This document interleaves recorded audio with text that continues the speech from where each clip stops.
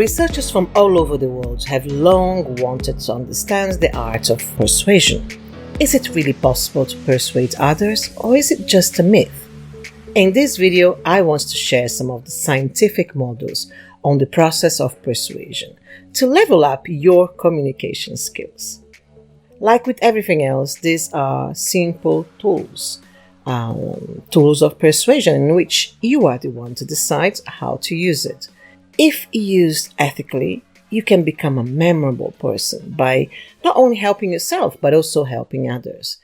On the other hand, when used unethically, it's like a drug.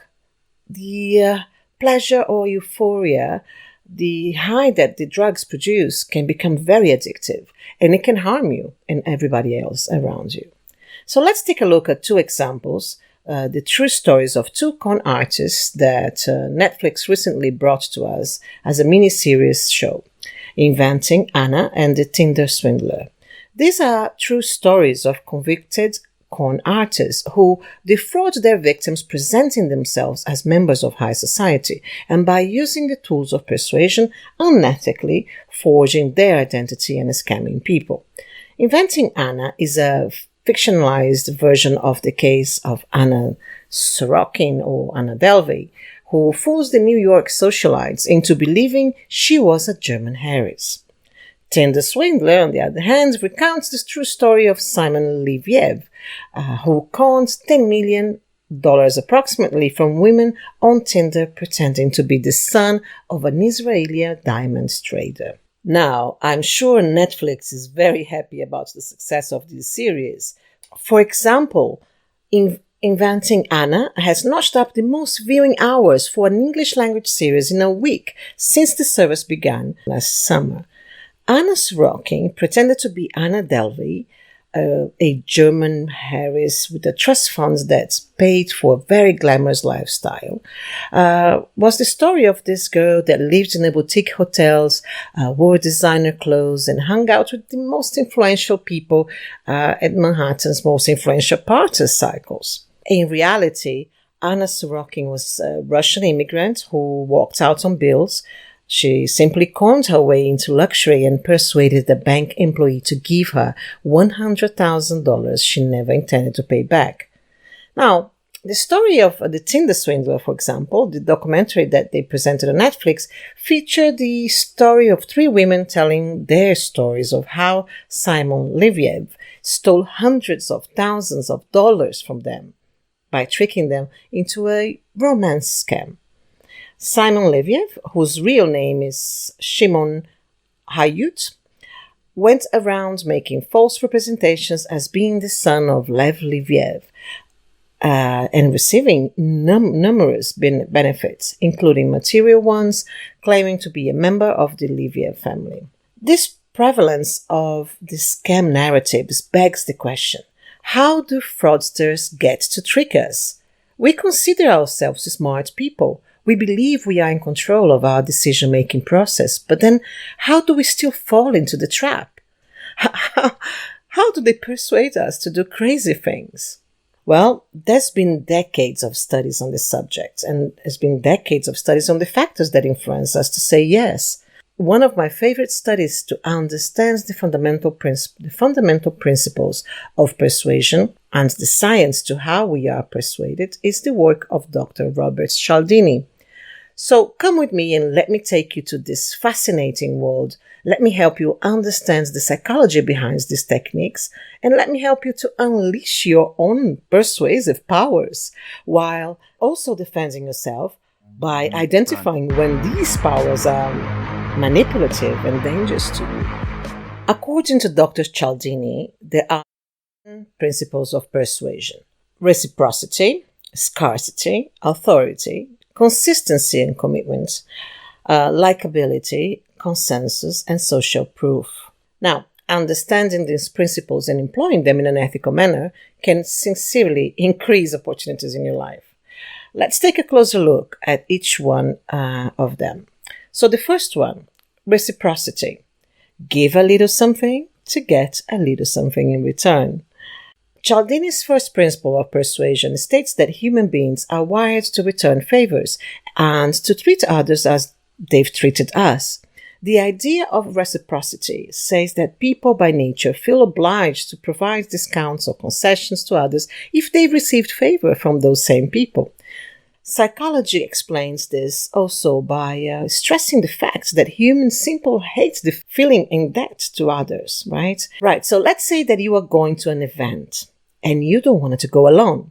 You ask a friend to go with you, and your friend tells you that she will have to cancel an important appointment, but she will go with you. She will not let you down, right? Based on the idea of reciprocity, the next time these friends ask you for something, anything really, you will feel obliged to say yes. Now, number 2, commitment or consistency. People want their beliefs to be consistent with their values. So the principle of commitment declares that humans have a deep need to be seen as consistent. As such, once we've publicly committed to something or someone, we are much more likely to go through and deliver on that commitment. Hence, consistency. From the psychological perspective, this can be explained by the fact that people have aligned commitment with their self-image. Marketers, of course, have figured out how to use this second Cialdini's principle to obtain greater conversion rates. By getting, for example, site visitors to commit to something relatively small and usually free, like a guide or a white paper, they increase the likelihood that those site visitors will eventually see themselves as a customer. That change in self-perception makes it easier to follow up with an offer for a paid service or a paid product. This is similar to the foot in the door technique. According to the foot in the door technique, if you start with a modest request, then follow up later with a larger request, you increase your chances of succeeding with the larger request. The foot in the door technique can be contrasted with the door in the face technique, which is the other way around, but also very effective. The way it works is like this. With the door in the face, the persuader attempts to convince you to say yes to a huge crazy request, in which you probably will turn down because it's crazy. Much like a metaphorical slamming of the door in the persuader's face. But then here comes the trick. You will be more susceptible to agree to a more reasonable request next time, if that same request is made in isolation. Both techniques, the door in the face technique, in which the persuader begins with a huge request and moves to a reasonable request, and the foot in the door technique, in which the persuader begins with a small request and gradually increases the demands of each request, they are really very effective techniques, which increase the likelihood of a person to agree to a second request. Let's give an example of commitment. A striking and memorable example of this Cialdini's principle in action can be found on the lead-generating websites. As soon as you enter, you notice a big headline urging you to grab something for free by just entering your email address.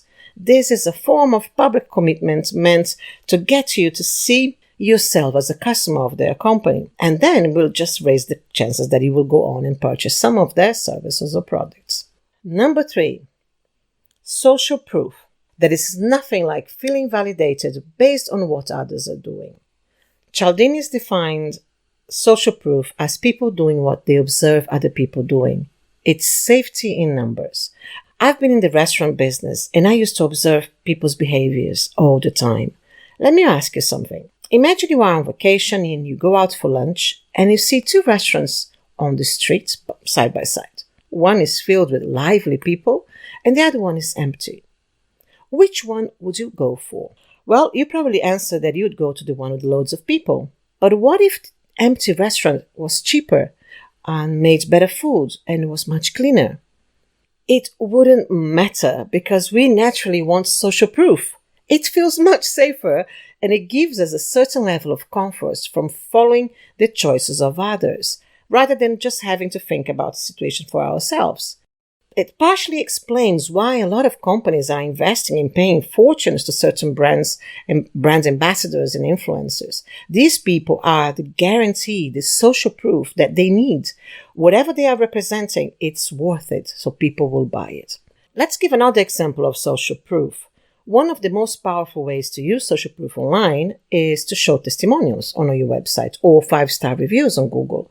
The conversion rates between a website which contains exciting testimonials or any product with tons of great reviews compared to another without it, it's extremely different. I personally don't buy anything online anymore without reading other people's comments, other people's reviews. I wanted to know what people are saying so I can relate that that product or service is safe to buy. Number 4, authority. You will believe me. Have you ever wondered why we have a tendency to obey to our authority figures, even if they are objectionable, and ask others to commit crazy acts? It's human nature. Accessories such as job titles, uniforms, they infuse an air of authority, they making the average person more likely to accept what the person is saying. You can see this in commercials, for example, that use doctors to front their ads campaigns. Another example of authority, let's imagine you are traveling to a new place and you'd like to learn more about its history. You wouldn't simply ask someone locally to tell about the history of the place. You probably would look for a tourist guide company which is trustworthy and knowledgeable, giving you the authority on the matter. Using this persuasion principle of authority, once you are with your guide, you wouldn't question what he or she is saying. You would automatically trust in what they tell you because they are an authority on that subject, on that matter. Right, next one. Number 5, liking. Likability. The more you like someone, the more you will be inclined to be persuaded by them. What does it matter if you like someone? According to Cialdini, it affects the chances of you being influenced by an individual. Liking is based on commonalities. We automatically like people who have the same interests, the same ideas that agree with what we believe in our values. So commonality brings us really closer together, right? This whole idea that the opposite attracts, I think is BS because we are attracted to people who are interested in the same things that we are interested in.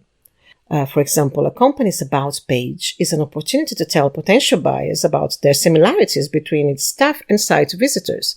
Since similarity is a key building block of liking, an effective About Us page is vital for any website. So let's take a look. Let's take a look at a case study, an example of likability. This case study centers on a company called Pet Relocation. They help pet owners all over the world move their pets from country to country. Okay, the company's About page is full of staff bios, and every bio emphasizes not only the staff's love of dogs, but also humanizes managers and employees by including hobbies and other personal details. So the efforts increase the company's likability, which in turn boosts the conversion rate of site visitors. Some businesses succeed with the liking principle on a grand scale. Let's look at Richard Branson's, for example. Virgin Group is liked by millions of loyal consumers who really enjoy that experience of the products that they provide, be it mobile phone service or airline, among other businesses they have. Right, so let's move on to the number 6, scarcity. When you believe something is in short supply, you want it more. Scarcity is the perception that products are more attractive when their availability is limited. We are likely to purchase something if we are informed that it's the last one, or that it's a special deal, or it soon will expire. In short, we hate to miss out, and that fear of missing out is families known as FOMO, F-O-M-O. The fear of missing out is a powerful motivator to encourage us to act quickly. So an example of scarcity, I actually saw this the other day with a friend of mine. He's changing jobs, and the new company where he interviews, they really wanted him to get to the position they are offering him. And in order to make him quickly say yes, they told him he had 24 hours to get back to them. Otherwise, that job offer was gone. It would disappear. There was no way he could get it anymore. So that made him resign straight away from the company where he was working because he had no more time. He needed to give an answer within 24 hours. So that's what the principle of persuasion scarcity means. You make an urgent call where there's this really limited offer. Tomorrow you're not going to be able to find this anymore. It's really scarce. And then you're probably going to get the other person to say, all right, then. Right. And the last one is unity. Unity. We humans are social beings. We need to be part of a group, of a community, or a part of a family. The unity principle, which Cialdini penned a few years ago, concerns this desire for shared identities. They are about relationships and bonds. You have a strong bond with your best friends. That's the main reason you trust their judgment. Brands can boost conversions by communicating with their audience like they are family. Right, so that's unity. And these are the 7 principles of persuasion. These are simply tools that, as I said at the beginning of this video, you can use it ethically and become someone memorable, or you can use unethically and really go to jail, because mainly that's not going to last for too long.